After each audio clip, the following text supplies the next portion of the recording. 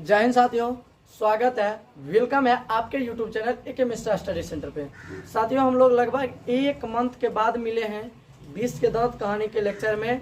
कुछ प्रॉब्लम हो गया था हमारे YouTube चैनल पे, यानी कि हमारे ईमेल आईडी में।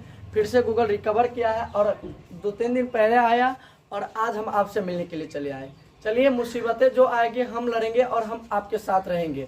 तो फिर से हम आपके साथ आ गए हैं, आप ही के YouTube चैनल, प्यारा सा YouTube चैनल जिसका नाम हम लोग रख रहे हैं एके मिश्रा स्टडी सेंटर। ये एक YouTube चैनल नहीं साथियों, ये एक कोचिंग संस्था है जो क्लास 10th में हिंदियों को मजबूत करने के लिए आया है, जिसमें कि हम लोग आज लेकर फिर से आए हैं चैप्टर जो दो गोधुली का 20 का दांत, जिनके लेखक यानी कि राइटर हैं नलिन बिलोचन शर्मा। जिनके राइटर हैं नलिन बिलोचन शर्मा जी, आज उनके सब्जेक्टिव लेकर आए हैं। तो आइए हम लोग आपका बिना समय लिए हुए चलते हैं अपने इस आज का जो हम लोग का लक्ष्य है सब्जेक्टिव देखने का, सब्जेक्टिव समझने का। तो आइए हम लोग चलते हैं उसी लक्ष्य की ओर। तो देखिए, यहाँ पे सर्वप्रथम सबसे पहला जो क्वेश्चन दिया गया है, ये कह रहा है कि सेन साहब के परिवार में बच्चों के पालन पोषण में किए जा रहे लिंग आधारित भेदभाव का अपने शब्दों में वर्णन करें। क्वेश्चन समझिए, लिंग आधारित का मतलब है कि सेन साहब के जो घर में बच्चों का पालन पोषण होता है, बच्चों का देखभाल होता है, बच्चों की पढ़ाई लिखाई होती है, जो वह उसमें भेदभाव है।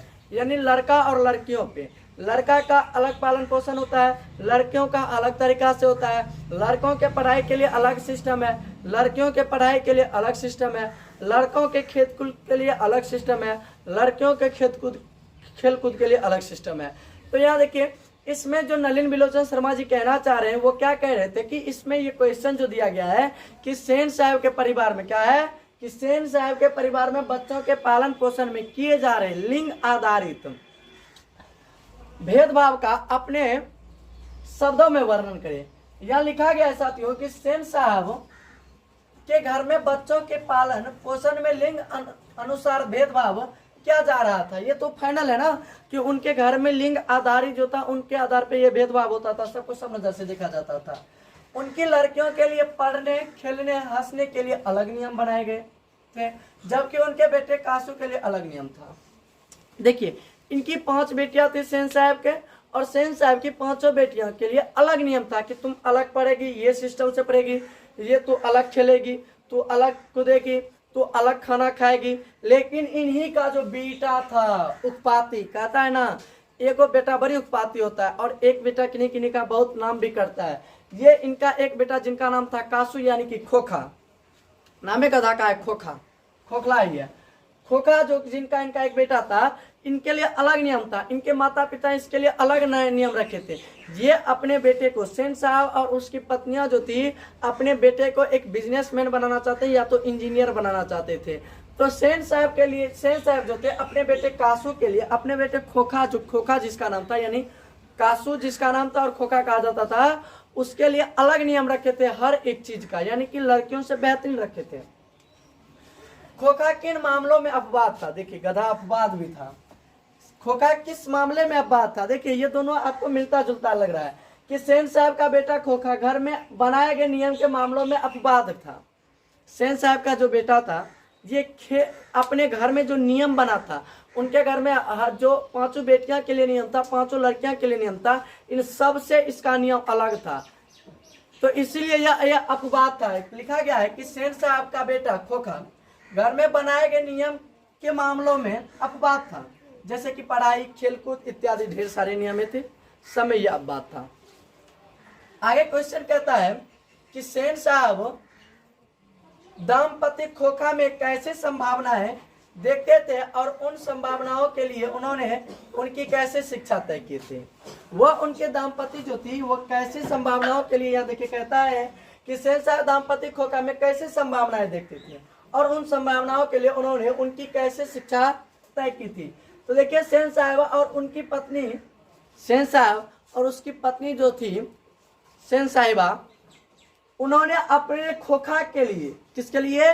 खोखा के लिए। देखिए, सेन साहब और उसकी पत्नी जो सेन साहिबा थी, यह अपने बेटे खोखा को क्या बनाना चाहते थे? बिजनेसमैन या तो इंजीनियर। वही यहाँ कहा जाता है कि सेन साहब और उसकी पत्नी खोखा को बिजनेसमैन या इंजीनियर बनाना चाहते थे। क्या बनाना चाहते थे? बिजनेसमैन या इंजीनियर। इसके लिए सेन साहब ने अपने बेटी को स्कूल ना भेजकर घर पर ही शिक्षा देने के लिए तय किया। जहाँ पे क्वेश्चन देखिए क्या कह रहा था कि सेन साहब दाम्पत्य खोखा के अंदर कैसी संभावनाएं देखते थे, उनको क्या लग रहा था कि खोखा क्या बनेगा। देखिए अपने जैसे कि आप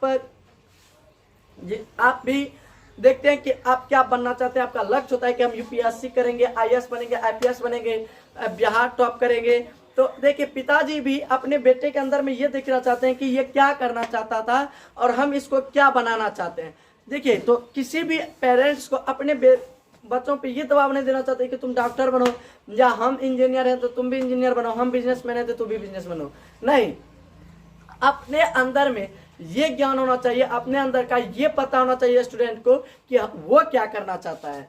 तो वही यहाँ कहता है कि देखिए सेन साहब खोखा में कैसी संभावनाएं यानी दाम्पत्य में कैसी संभावनाएं देखते थे और उन संभावनाओं के लिए उन्होंने उनकी कैसे शिक्षा तय की, वो क्या देख रहे थे खोखा के अंदर कि वो क्या बनना चाहता है और फिर उसी के तहत उसके लिए कैसे शिक्षा तय की थी। तो देखिए सेन साहब और उसकी पत्नी जब बैठे दोनों पति पत्नी और विचार किए तो खोखा को बिजनेसमैन या तो इंजीनियर बनाना चाहते थे, इसीलिए उनकी शिक्षा घर पर ही तय किए थे। अब है मदन और ड्राइवर के बीच विवाद के द्वारा कहानीकार क्या बताना चाहते हैं। देखिए मदन और ड्राइवर, जो सेन साहब के ड्राइवर थे और मदन गिरधर लाल जी का बेटा था, इन दोनों के बीच में विवाद होता है।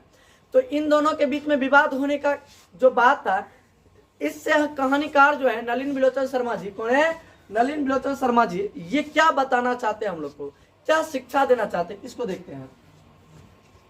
कहता है कि मदन और ड्राइवर के बीच के विवाद के द्वारा कहानीकार यह बताना चाहता है कि महल वाले कभी यह नहीं चाहते कि झोपड़ी वाले बच्चे उनके कीमती सामानों के आसपास भटके। यहाँ देखिए सम्मानों लिखा है और एक होता है सम्मान। सम्मान मतलब होता है रिस्पेक्ट यानी इज्जत करना, और सम्मान मतलब होता है कि चीज वस्तु, ठीक है।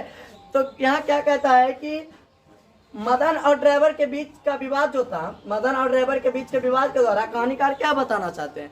तो साथियों ये देखिए कि मदन और ड्राइवर के बीच में जो विवाद होता है, इससे कहानीकार हमें यह बताना चाहते हैं कि कभी भी महल वाला ये नहीं चाहता है कि झोपड़ी का जो भी हो, झोपड़ी वाला जो है वह हमारे महंगे सामानों के आसपास भटके, वह कभी भी उसके महंगे सामानों के आसपास रहे। अब देखिए कहता है आपके दृष्टि में कहानी का नायक कौन है, तर्कपूर्ण उत्तर दे। कहता है कि आपके दृष्टि से कहानी का नायक कौन है, तर्कपूर्ण उत्तर दे। आपकी दृष्टि में, आपके नजर में ऐसा कौन व्यक्ति है कि जो इस कहानी में नायक के लायक है, यानी कि एकदम हीरो के लायक है, खेसारी लाल बनने का, पवन सिंह के लायक है। तो देखिए हमारी नजर में मदन है। कैसे है कि देखिए अभी आप अपने से बड़े रुपये पैसा वालों से लड़ने के लिए डरिएगा, ओकरा पास रुपा से कुछ कर सके छे, लेकिन मदन इतना निडर बच्चा था कि उससे के ड्राइवर से भी लड़ गया, यहाँ तक छोड़िए खोखा के दूधों को दांत झाड़ दिया था। देखिए क्या कहता है कि आपके दृष्टि से कहानी का नायक कौन है, तर्कपूर्ण उत्तर दे। यानी यही नहीं बताना है कि नायक कौन है, पूरा बताना भी है कि क्यों। मेरे दृष्टि से इस कहानी का नायक मदन है। मेरे दृष्टि से इस कहानी का जो नायक है, मेन रोल अदा करने वाला यानी हीरो है, वह कौन है, मदन है। क्योंकि वह सेन साहब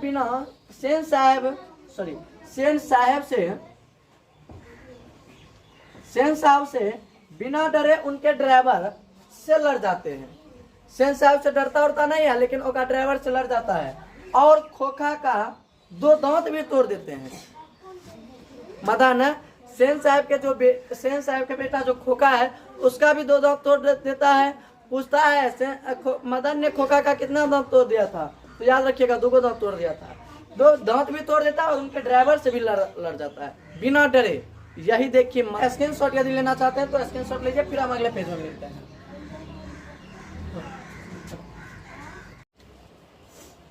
अब देखिए इसमें अगला क्वेश्चन जो है वो कह रहा है कि कासू का चरित्र चित्रण करें।